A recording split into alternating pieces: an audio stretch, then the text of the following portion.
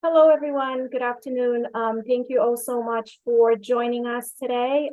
We are going to give everyone an extra 1 to 2 minutes as I see people are still calling in. So please bear with us. If you are calling in and require Polish or Spanish interpretation, we ask that you please use the little globe icon on the bottom of the right side of your screen. Click on it and select your language, and then you will be able to hear the interpretation. So today we have interpretation into Spanish and Polish, I'm sorry. Again, if you are calling in and require interpretation services, please make sure to use the little globe on the bottom of the right side of your screen, select the language. If you are running into any issues, please let us know via the Q&A chat, and then we'll do everything on our side to help you out. But we're just gonna give everyone 1 to 2 more minutes, and then we're gonna get started. Okay. I see that it's 6:03, so I think we can get started. Once again, thank you all so much for joining us today. My name is Agata Bednarska. I am the Outreach and Education Manager for the World Trade Center Clinical Center of Excellence at Mount Sinai. As many of you know, we are one of 5 clinical centers of excellence under the World Trade Center Health Program in the New York metropolitan area to provide World Trade Center related medical services, annual medical monitoring exams, as well as treatment to eligible 9/11 workers and volunteers defined by the Zadroga law as general responders. Within our clinic, within the Mount Sinai Clinical Center of Excellence, we have 4 locations. 2 of them are within the New York region. One is in Manhattan, one in Staten Island. And we also have 2 locations in Mid-Hudson Valley, one in Yonkers, Westchester County, and also our newly opened clinical center in Suffern in Rockland County. As almost every year, we gather with our colleagues from the September 11 Victim Compensation Fund to provide this great educational session on compensation benefits available to 9/11 responders under this program. As every year, we value our amazing partnership that we have with VCF. We are always so appreciative that every year they provide these sessions to us and our patients. And we hope that today you will find the information presented by the VCF team very useful. So before I introduce our guest speakers, again, just a reminder to all of you who just called in, if you are calling in and require Polish or Spanish interpretation, please use the little globe icon on the bottom of the right side of your screen. Click on it and select your language. If you're running into any issues, please select the Q&A box and then let us know, and then we'll do everything on our side to make sure you can call in into your language. Also, there is a Q&A chat box. If you do have any questions, please put your questions into the chat. We have time allocated for Q&A session towards the end of this webinar. We will do everything in our power to answer all of those questions. There is just one request that we ask that you don't include your specific case information, your personal information into the Q&A chat, date of birth, social security, so forth, so on, as we're not going to be able to answer specific questions related to your case. But any general questions that you have for our guests, please, do not hesitate to use the Q&A chat. And now, without further ado, I would like to introduce our great guest speakers, our partners, the September 11 Victims Compensation Deputy Special Masters, Stephanie Langsman and Nicole Smith. And with that, I'll turn it over to you. Thank you.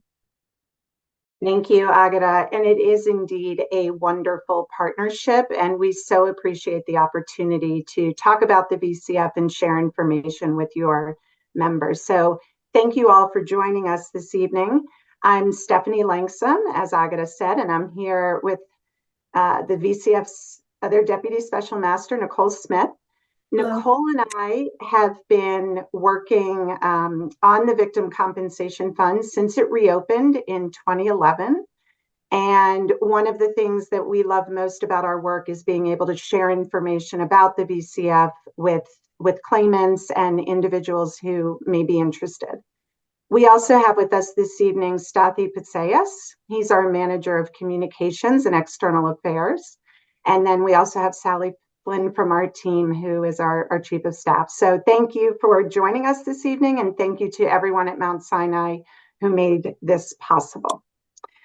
Before I jump into our agenda, I do want to just reference here our website, vcf.gov, and it's only the right website if it's .gov, so vcf.gov, and then we also have our toll-free helpline.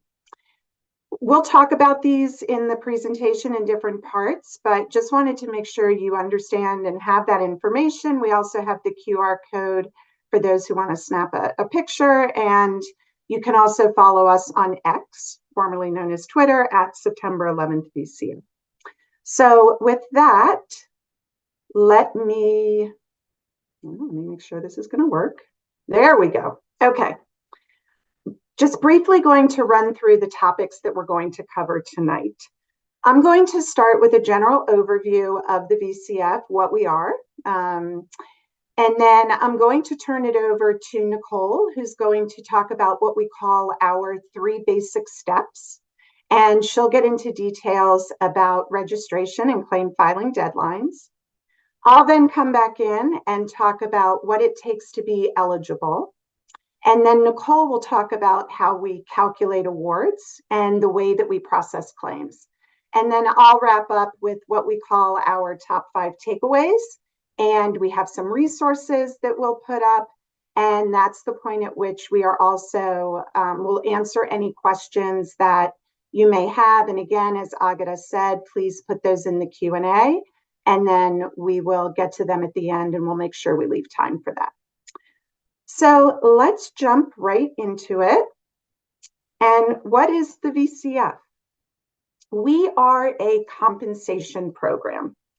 We provide compensation to individuals, or in the case of a deceased individual, their personal representative, who were present at one of the 3 sites and have since been diagnosed with a 9/11 related physical illness. So that includes the World Trade Center and the surrounding New York City exposure zone, which we'll talk about a little bit later, between September 11th, 2001 and May 30th, 2002, the Pentagon through November 19th, 2001, and those who are at the Shanksville site through October 3rd, 2001. And those are the dates that correspond to when the cleanup and recovery and debris removal activity ended at each of the 3 sites. We are federally funded with taxpayer dollars. We are administered by the Department of Justice, and we are overseen by a special master who is appointed by the Attorney General. Our current special master is Allison Turkel. She was appointed in March of 2023. And Allison is a native New Yorker, a former Philadelphia area police officer, a former Manhattan district attorney, and has spent the majority of her career, I should say before she got to us, after all of that, at the DOJ Office for Victims of Crime, focused on victim-centered programs. So Allison has been with us a little over a year, and we've been thrilled to have her on board. One of the things that is a myth about the VCF, people think that we are only here to compensate responders. And we want to make sure that the word gets out. We know all of you are responders, but one of the things we like to do in these presentations is also ask you to help us spread the word. So we're not limited to responders. Other potential claimants include people who may have worked in the affected area, went to school, lived in the New York area, obviously those who volunteered or as part of their job were helping with construction and cleanup and debris removal. You know, it includes anyone who was at an eligible location during the appropriate time period and has since been diagnosed with a 9/11 related condition. So we certainly have a lot of our claims from responders, but we have been seeing an increase in claims from non-responders, referred to as survivors. And so if you happen to know anyone who may have worked in the area, lived, went to school, please make sure that they know about the VCF as well. And with that, I'm going to turn it over to Nicole, who is going to talk about registering and filing your claim. Thank you, Stephanie, and good evening, everyone. Like Stephanie said, I am one of the Deputy Special Masters here at the VCF, and it's a privilege to be here with you all this evening. So I'm going to talk about the 3 basic steps that it takes. I believe that I am controlling. Let's see. Okay, there we go. So I'm going to talk about the 3 basic steps that it takes to register and file your claim with the VCF. The first step is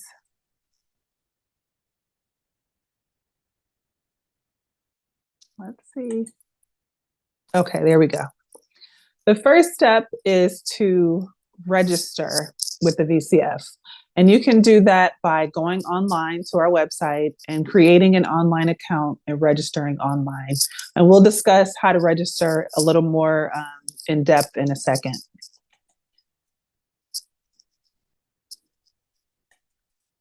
The second step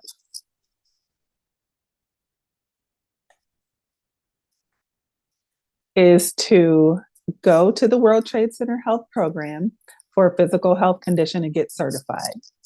And then the final step, step 3, is to file your claim by October 1st of 2090. So we are going to talk a little bit about the difference between registering and filing a claim. So like I said, you can go online to file your claim. You can also, or register to register your claim. You can also call our toll-free helpline that Stephanie mentioned. There are a lot of 5s in our helpline, but the number is 1-855-885-1555. It is toll-free. We are open Monday through Friday, except federal holidays from 8:30 a.m. to 5 p.m. And so with registration, it is separate from enrollment with the World Trade Center Health Program. Another myth that we run into is people think that just because they're a member of the health program, that they're automatically registered with the VCF or vice versa. And we want to dispel that myth. We are 2 separate programs, and so we both have our own criteria, meaning that you have to register with the VCF separately from your enrollment with the health program. Now, when you register with us, you do not waive any legal rights. It just preserves your right to file a claim in the future.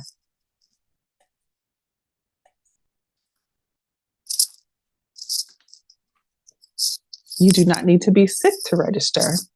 So that means that if you're sharing this information with someone, like Stephanie said, in your friend group or other coworkers or someone that lives in the neighborhood and they're not sick, but they answered yes to the question, were you there in any of our zones that Stephanie mentioned or will mention? We want them to go ahead and register even if they're not sick.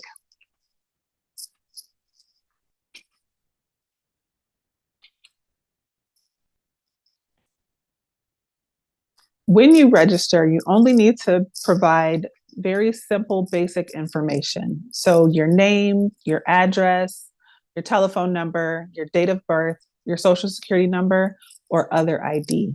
So if you don't have a social security number, you can provide your national ID or some other, your passport number, some other identifier.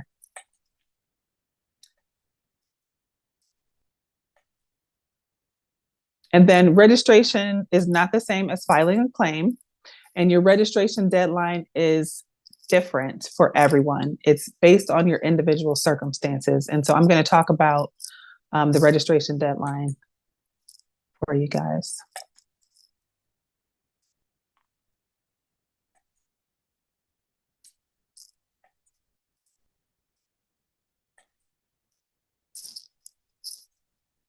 I'm having some technical difficulties. It is not being as responsive to my clicks as I expect, so bear with me, guys, okay? Nicole, let me know if you need me to see if over. Yeah, okay. just let me know. Okay, if you could try to take over, because I have to click like 5 and 6 times for it to advance. Okay. So it may help if you. Can you release Yep, that? I will. All right. Okay. All right. Thank you, Stephanie. You're welcome. So the difference between registering and filing a claim. So you go online and you register, or you call our helpline and you register. The registration deadline, again, is different for everyone. It's based on your individual circumstances. When you go to our website, we have a dedicated page for registration and claim filing deadlines that will walk you through what it is that you need to know for your unique circumstances. But if we ask you the question, are you certified for treatment for a 9/11 related physical health condition? And you answer yes, click please. Then that means that you have 2 years to register with the VCF. You have 2 years from the date that the World Trade Center Health Program certified your physical health condition. And so if you're already certified for a physical health condition, you have 2 years from the date of that most recent certification. Next, please. If you answered no, you are not already certified, then your 2-year clock has not started ticking yet. But we want you to go ahead and register anyway. So if you missed your individual registration deadline, you will have the opportunity to appeal, which we will cover a little bit later. So we don't want anyone to think, oh, I missed my registration deadline, or, oh, I've been in the program for more than 2 years with a certified condition. That means the VCF is not going to accept me into their program. What we want you to do is go ahead and register anyway. And if you have missed a registration deadline, we'll take a look. And, if we have to deny you coming into our program because you missed a deadline, you will have an opportunity to appeal, come in, tell your story, explain why you missed your deadline, and you may be, able to get into the program after we hear your story. Okay. Next,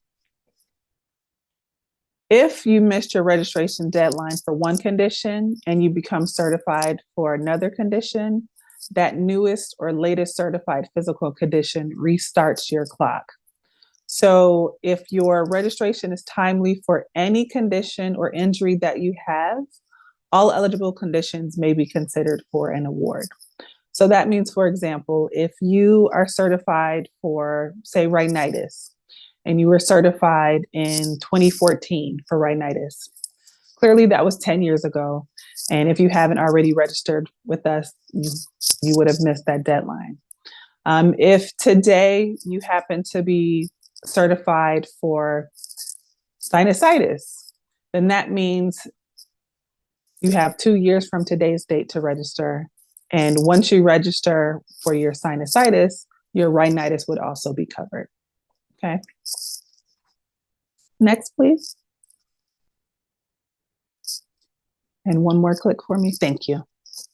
So, like I said, we have dedicated web pages on our website, and there is a page called How to File a Claim. And this goes into more detail about what you need to file your claim. Once you register, you have your certified physical health condition, and you're ready to come back to us and actually file your complete claim. So when you go to that web page, it has features that include information about how to register, how to file. It includes instructions and other helpful information and links to step-by-step guides that will walk you through the process.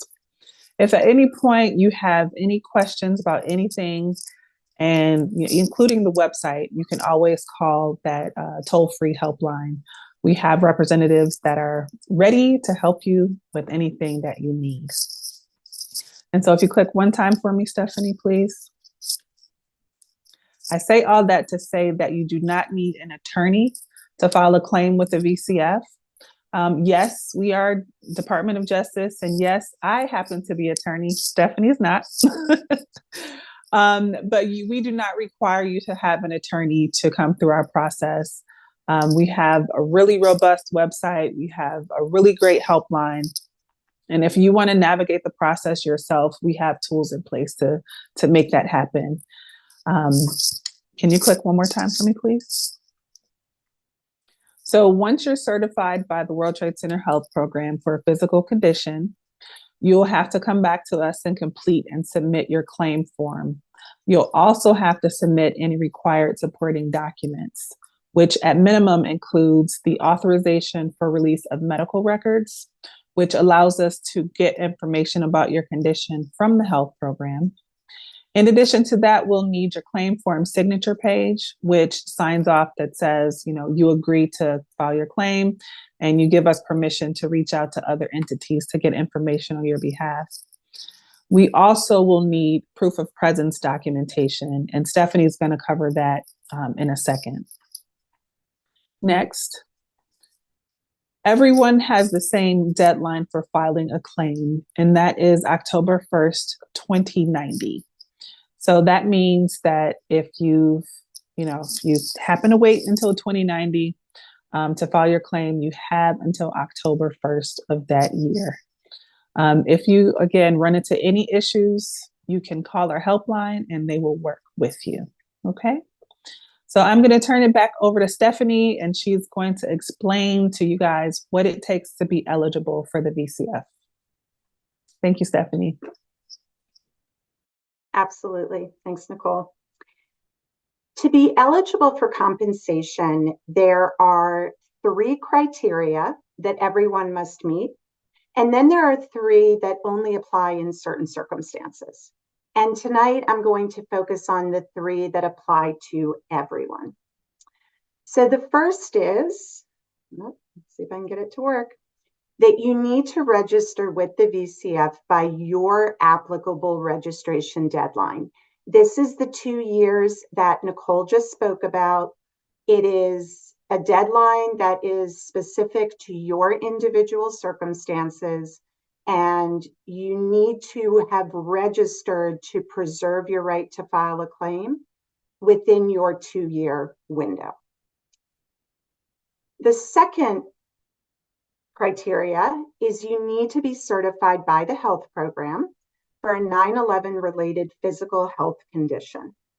By statute, by law, we are not allowed to compensate for mental health conditions, although we know that the health program certifies and treats those. We need to see that you have at least one physical health condition. We will exchange information with the health program on your behalf. So once we have your claim, we will go to them directly to find out what conditions are certified. You don't have to submit medical records or anything else to prove that you have a certified condition. We're going to get that information directly from them on your behalf. So we try to make that as easy as possible. It's an incredible partnership, not just for information events such as this one, but also in our ability to exchange information that makes it easier for you to file your claim. And then the third eligibility criteria that everyone must meet is you need to prove to us that you were present at one of the eligible locations, including the World Trade Center site, what we call our New York City exposure zone, which I'll talk about in a minute, the Pentagon site, the Shanksville site. We need something that proves to us that you were there during the applicable time frame. So this is the biggest hurdle, I'll call it, the thing that seems to raise the most questions for folks. So we're going to talk about this last one in more detail.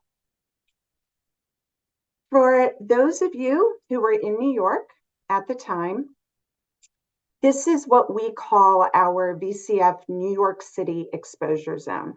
It's the green area on this map. And what we're looking for is some type of proof that you were in this area between September 11th and May 30th, 2002. And you can see it runs across Canal Street, river to river, Hudson River, down East Broadway, Clinton Street. You can see the green area. It also includes the barges, the piers, the Fresh Kills landfill, the routes of debris removal for those whose work involved loading, unloading, driving the trucks. It also includes locations such as the Office of the Chief Medical Examiner, and it even includes some locations where we know that trucks or other machinery was brought to be cleaned from the World Trade Center dust. So it encompasses the areas that were used in the cleanup and debris removal, as well as south of Canal Street for those who may have lived in the area, worked in the area, went to school in the area, etc. One thing I want to point out is this is a little bit different from what the health program calls their New York City disaster area that they use when they're looking at your exposure. Where were you and how long you were there? The areas are slightly different. And so for VCF purposes, we're looking for that proof that you were within our New York City exposure zone. So how do you do this 23 years later? It is a requirement, as I mentioned, to show that you were at an eligible location between the applicable dates. And one of the things that we have done and are trying to do and continuing to do, and it's one of Stothy's main responsibilities, again, our manager of communications and external affairs, is we do what we can to work with employers, unions, and other organizations to be able to give us this proof on your behalf. For example, if you were FDNY active duty at the time of 9/11, you don't need to come up with any documents to prove to us that you were there when you submit your claim. We're going to go to the FDNY directly and get what we need.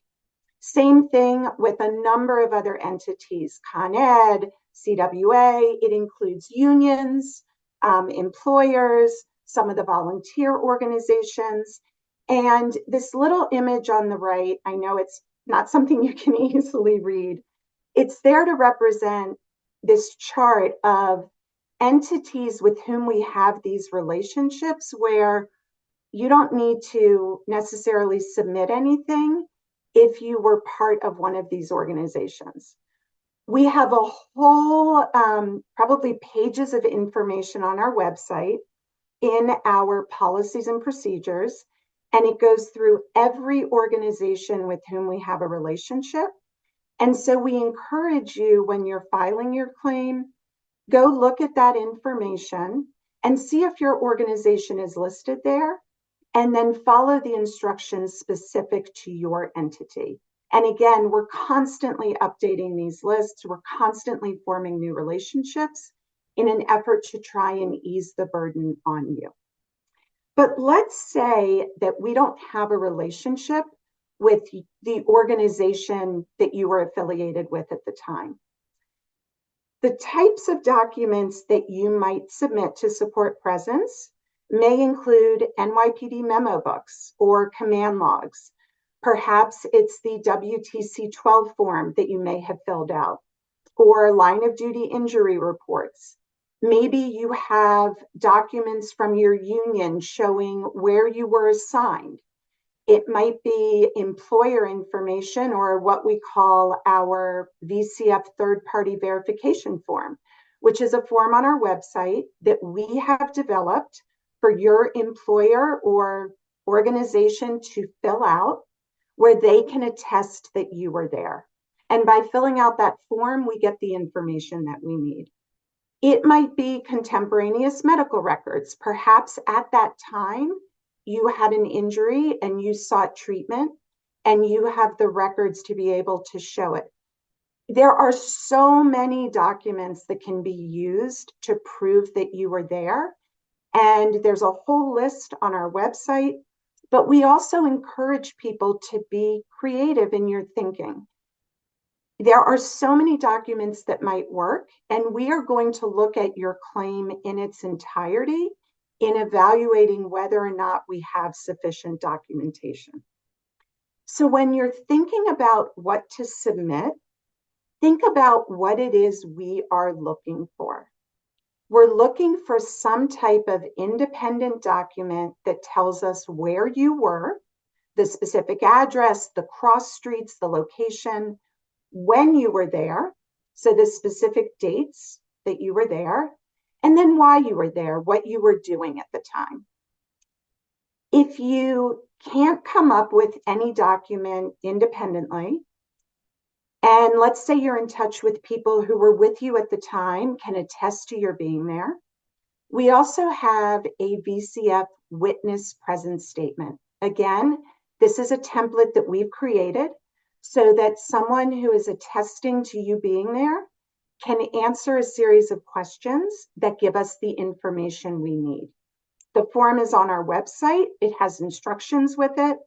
And again, I can't say enough, go to our website, look at the list of employers and entities, look at the types of documents that we will accept, and see if you have something that you can submit if your employer organization is not already on our list. And if you're with an organization that's not on our list and you think that there is a contact there who can help to verify presence for you and for others, we are happy to get in touch with that individual and see if we can add them to our list. So that's also a place where you can help us. We've had a number of these come up from individuals who have said to us, this person was the record keeper, this person is still with our union, and we'll reach out to them to see what might be possible. So one of the things that we are often asked about these presence documents is, when should you submit them? You don't actually need to submit them until you file your claim. But once you have an online account in our system and you've registered, you have the option to store documents there for future use when you decide to file your claim. Now, we're not going to look at them. We can't really look at them until you file the claim and we have all your authorization documents. And you certainly don't need to do this if we have an agreement with your employer or other entity. But if you answered yes to the question, were you there? Go ahead and gather your presence documents now, even if you're not sick.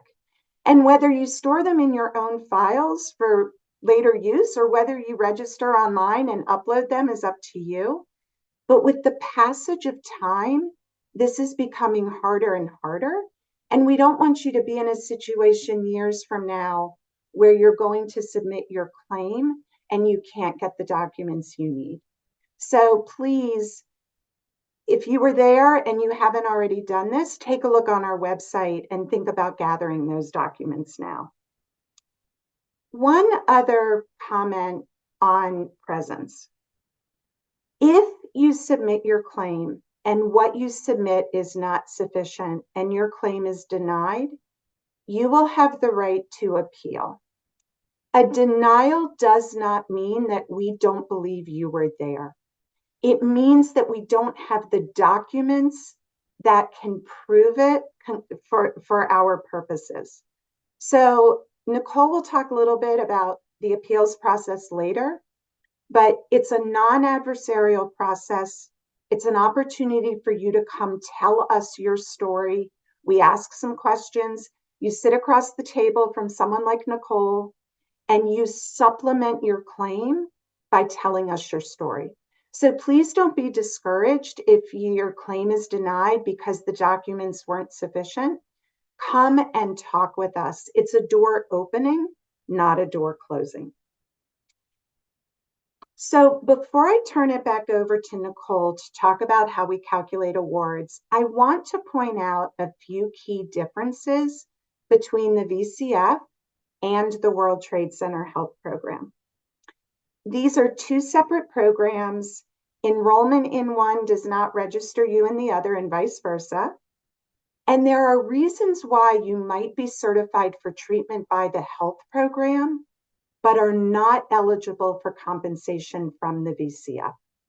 And that's because some of the criteria overlaps, but some of it is different. The first way we differ is in the illnesses that we cover. For the VCF by law, we can only compensate for physical conditions, but of course the health program will certify and treat both physical and mental health conditions. The second difference is with our geographic areas, where you were at the time. For us, for presence at the site, we are looking at the Pentagon, Shanksville, or in that green area on the map, that New York City exposure zone. For the health program, they're also looking at Pentagon, Shanksville, but they're looking at their New York City disaster area, which goes north to Houston Street and for certain people into parts of Brooklyn. So the areas are a little bit different. In terms of when you were there, if you were in New York for presence purposes, we are looking to see proof between September 11th and May 30th of 2002. For the health program, for those in New York, when they're looking at exposure, they extend until July 31st, 2002. And then lastly, how long you were there. We have no minimum time requirement. We just need a document that places you in our eligible area between September 11th and May 30th.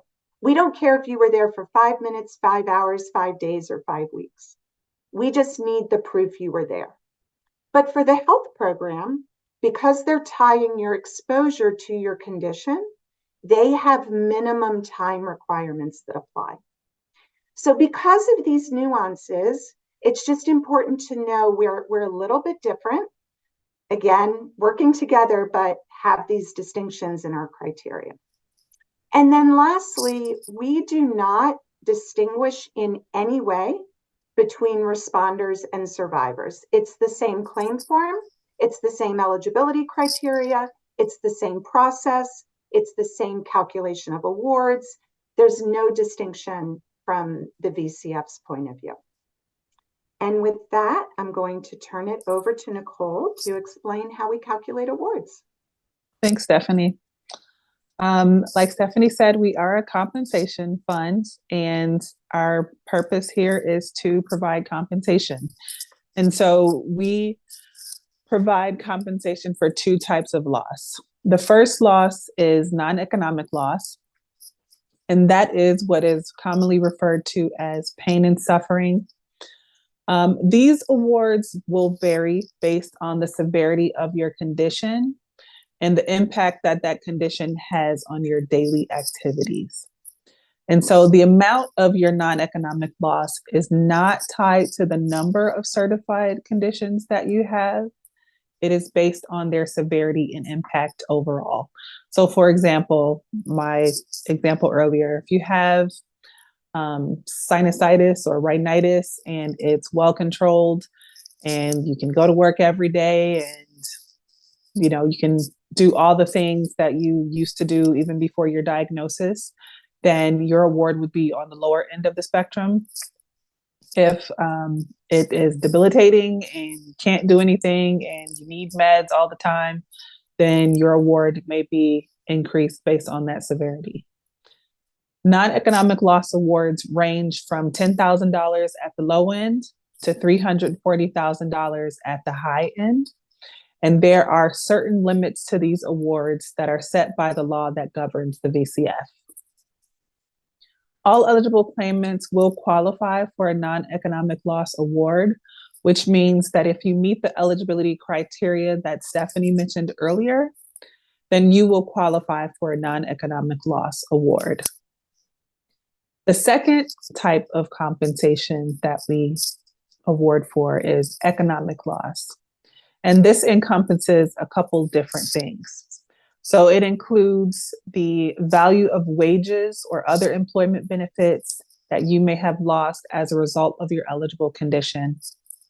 And in order to receive an economic loss award, you must have a disability due at least in part to your eligible 9/11 related physical condition. And that disability determination must be from a government entity or a private insurer. So for example, if you can no longer work due to your asthma and Social Security has deemed you disabled for your asthma, and you are certified by the health program for that asthma, then we can use that disability determination to calculate your lost wages and benefits based on that disability. When we are calculating economic loss, we consider lots of different factors that are unique to you, which means that we look at your age, your income, the percentage of disability, the date of your disability onset. We also look at any employer provided benefits that you may have lost. And when we are calculating these awards, we're required to subtract what are called collateral offsets.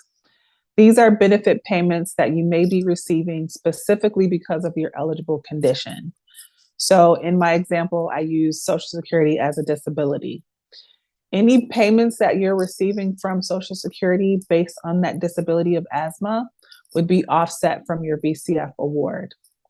If you're also receiving workers' comp payments, or if you happen to have settled a 9/11 related lawsuit or another lawsuit related to your eligible condition, then we are required by law to subtract the amount of your settlements or payments from your award. In addition to lost earnings, we also include other loss, including reimbursement for certain medical expenses and replacement services, depending on your unique circumstances. And if you happen to be filing a claim on behalf of a deceased individual, we may also cover burial costs as well. And so the overall formula looks like this. It's non-economic loss plus economic loss less the collateral offsets equals your total VCF award. And again, all awards are calculated individually. It's important to know that there's no cap to the total award that an individual may receive, but there are certain limits that we have based on the laws that govern us to certain inputs to the award. Okay. And now that you know how we calculate the awards, we're going to talk about how we process a claim once it's submitted. So claims are reviewed in priority order based on the date that the claim form was submitted and the claim is considered complete.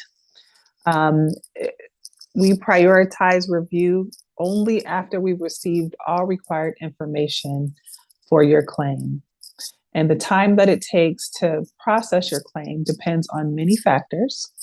It includes whether the documents that we need to evaluate your claim have been submitted, the type of claim, the losses claimed, and the complexity of the claim. So for example, if you're still working, you don't have any lost time or lost wages, and you have well-controlled condition and you don't have any severity indicators, then you can file a non-economic loss claim. And that would be a lot simpler for us because we don't have to calculate, or figure out disability payments or offsets.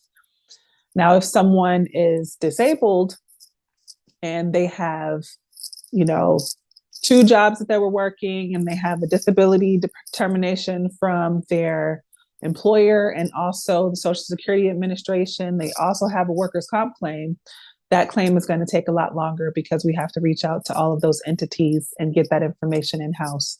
And so that's a more complex claim. If you're ever wondering where we are as far as reviewing claims, we have an updated monthly FAQ on our website, frequently asked question 1.2, and that tells you where we are in deciding claims. So currently, we are paying claims that were submitted prior to February of 2023. Claims that were submitted prior to March of 2023 are currently under substantive review. And claims that were submitted between April and July of last year are in preliminary review to make sure we have those minimal documents that we need to process. The dates in this timeline apply only to claims that are submitted in what we call good order, meaning that we have all of the required documents that we need in order to determine the claimant's eligibility and to calculate the award. If a claim is made inactive or placed on hold, because we don't have the required information that we need. Those claims take significantly longer to review and are not reflected in this timeline. So again, please visit our website if you're wondering where we are. We update that FAQ every month when we update our monthly statistics. Okay. Next, please. So the timeline that I provided, I just said we're paying claims that were submitted in February of 2023, right? If for an unfortunate situation, you have a terminal illness or you're suffering from significant financial hardship, such as a foreclosure or an active eviction proceedings, or you've lost housing, you can request to have your claim expedited, meaning that we bump your claim up to the front of the line and we process it quickly so that we can get you your payment quickly. If you find yourself in circumstances of terminal illness or significant financial hardship, you must call our helpline to make the request to have your claim expedited. When you make that phone call, the helpline will explain to you the process and will also confirm the information that we need to support your request. It will have to be substantiated with documentation, and you'll also have to submit a complete claim form and all required supporting documents so that we have all of the information that we need to process your claim. Okay. If your claim happens to be denied, like Stephanie mentioned earlier, or if you believe that the award was not calculated correctly, you may appeal within 30 days of the determination. And like Stephanie said, our appeal hearings are informal, they're non-adversarial. We are currently holding them in person and also by video conference. And we do our best to make you feel comfortable, because the purpose of the hearing is not to, it's not, like I said, it's not adversarial. It's not a deposition. You're not on trial. It's simply to get more information because the documentation that was submitted wasn't sufficient for our purposes. It's not that we don't believe you or that, anything like that. We're just trying to get more information for the special master to make a final decision on your claim. And following the hearing, you will receive a letter with that final determination. One of the things that we've done to make sure that you get your compensation as quickly as possible is, if it is a compensation appeal, we will go ahead and pay the award as we've calculated it. And then once you have your appeal, if there is an increase in your award, then you will receive the difference. But you no longer have to wait until your appeal has been held before you will receive your payment. In addition to your ability to appeal, we also have a very liberal amendment policy here at the VCF. So you may amend your claim for personal injury at any point before October 1st of 2090, and you can amend it to add a new condition, you can claim a new loss, and you can also submit additional information that may be relevant to your claim. But I do want to note that if you are amending because you are certified for a new condition, it doesn't automatically mean that you will receive a higher non-economic loss award. And that's because non-economic loss awards, again, are based on the severity and impact on your life and not the number of conditions that you have. We also want to let you know that if you are currently receiving treatment for your conditions and you don't necessarily have a certification for each of the conditions, going back to the health program and requesting certification for something you already have treatment for is not something that we encourage.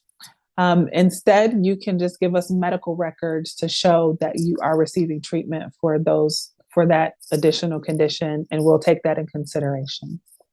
Okay. And so with that, I'm going to turn it back over to Stephanie, who's going to provide some concluding remarks before we open it up for questions. Yes, and one thing I will add on the amendment, as I was mentioning earlier about proof of presence and knowing that's hard, let's say that your claim is denied and you don't appeal. And years later, or even if you years later, you run into someone and they are able to point you to where you can go to get that documentation. One of the great things about the VCF is you can submit that new documentation and ask us to reopen your claim, and we will review it. So in our program, a claim is never done until October 1st of 2090, which is our claim filing deadline. Okay, I am going to take you through our top 5 takeaways. Number 1, register now. If you have not already registered, you can go online tonight. You can do it tomorrow morning over phone, with our helpline. But please, if you were there, register. It's quick, it's easy, and then you don't have to worry about that 2-year deadline in the future. If you're not sure if you're registered, you can also call our helpline tomorrow, and they can let you know whether or not we have a registration for you. Number 2, get certified by the health program before you file your claim. So once you're certified, you can come back, fill out the claim form, go through the process that we just talked about. You have until October 1st of 2090 to file your claim. Number 3, start gathering those presence documents, even if you're not sick. And again, before you start gathering them, look at our website under Forms and Resources, Policies and Procedures. There's a whole section on the employers, the entities, the organizations with whom we have relationships. There's also a section talking about the various types of documents that may be useful in proving presence. So go ahead and start gathering those now. Number 4, you do not need an attorney to file a claim. I know Nicole spoke about this earlier, but we cannot stress enough, our helpline is here to help you. You can call and be on the phone with them while you're in front of your computer or your phone, and they're on the phone. They will walk you through the claim form field by field. They will walk you through how to upload a document. They will explain any correspondence that you may have gotten from us. They love when you call. So please, it's a resource. They're amazing. If you decide to work with an attorney, it's a personal decision. Please know that by law, the attorney is only allowed to take 10% of the amount of your paid award as their fee. So just something to be aware of if you decide to go that route. And number 5, everyone who meets the basic eligibility criteria, you prove to us, you registered on time, you have a certified physical condition, and you prove to us where you were, you qualify for a non-economic loss award, no additional proof is needed. And so with that, I saw Agata popped back up. I have resources on here. Remember, if it's not .gov, it's not the VCF. A lot of websites are trying to look like us and they're not us, but I'll leave this up, and Agata, I think we'll open it up for questions. Hey, thank you so much, Stephanie and Nicole. This was really, really great. We have a few questions and we'll walk them through it. Not going to go through all of them. I'll try to summarize them. The first question, and I think you, Stephanie, you touched upon this in your last slide, is can anyone help me with registration and setting up the claim? And I think you reiterate the message that if our patients or a responder, survivor calls the helpline, the 1-855-885-1555, or go into our website, there's always somebody in there who can help them with the registration and the claim process, right? Yes, Monday through Friday, 8:30 to 5 Eastern time, not federal holidays. And again, they are waiting for your call. Don't sit and make yourself crazy over, I can't find it, right? Just call our helpline. They would love to help you. Great, thank you. So, and I do see another question. Sorry, what is the phone number to call for help? Again, it's 1-855-885-1555. This session is being recorded. We're planning on sharing that with the patients. I'm going to put my contact information in the chat as well right after that.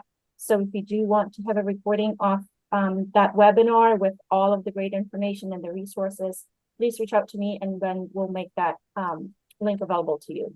There was another question. What if you sign up with a lawyer for one condition but no longer want to use them. What is the process to change the lawyers?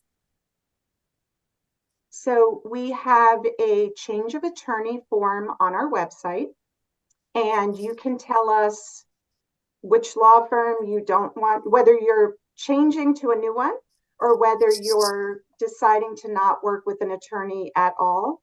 The form explains how to, fill it out. But there is a change of attorney form. Again, you can call our helpline. They can point you to the form. They can explain how to fill it out. But once we get that form, we will remove the attorney from your claim. And just to be clear, depending on where your claim is in the process, whatever agreement you have between you and the attorney is for you to figure out with the attorney, but we will remove them from your claim and we will cut off their access and stop communicating with them once we get that form. Great, thank you. The second question that we did receive is, do I need my conditions to be certified by the World Trade Center Health Program before I register with the VCF and file a claim? Nope, not to register. Registration you can do right now.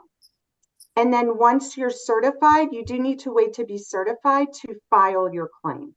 So register, step one, get that certification, and then come back and file your claim. Great, thank you. Another question that came in was do I need my conditions that was there? Once I register, what is the deadline to file a claim? How much time do I have to file a claim? Once you register, which is the 2 years from your most recent physical health condition certified by the World Trade Center Health Program, you have until October 1st of 2090 to file your claim. That is when we will stop taking claims. I won't be here in 2090, but that is the deadline. Thank you, Nicole. One of the last questions, two more. I submitted my claim. How long do I have to wait for the decision to be made on my claim? So we have an FAQ 1.2 that we update every month to give folks an idea of where they are in the process. We are currently paying claims that were submitted prior to February of 2023. Great, thank you. And last question was around, there were a few questions around what specific conditions are eligible for compensation under VCF? So we follow the health program. So any physical condition that is on the health program's list of conditions is a condition that we will compensate if you are certified for it. So we have the exact same list. We defer to the health program as the medical experts, and we follow that list of conditions. If the health program adds conditions in the future, then those conditions will be added as eligible for compensation from the VCF. Same list. Great. Thank you so much. So these are all of the questions. Nicole and Stephanie, as always, thank you so much for taking the time to being with us here tonight. As always, the webinar was wonderful and full of information. To all of our attendees who called in today, thank you all so much. Thank you to our amazing AV team at Mount Sinai, to our interpreters who worked with us to make this webinar, a huge success. As I mentioned, the webinar was recorded, so we will make that available to our patients. But if you do have any questions, specific questions related to your care at Mount Sinai, at Mount Sinai Clinical Center of Excellence, if you do want to have a link, I'm going to put my contact information in chat. And with that, thank you all so much. This was great. Thank you, Stephanie, and thank you, Nicole. Thank you. Thanks Agatha. to the team at Mount Sinai. Thank you. Thank you, everyone. Thank you. Good night.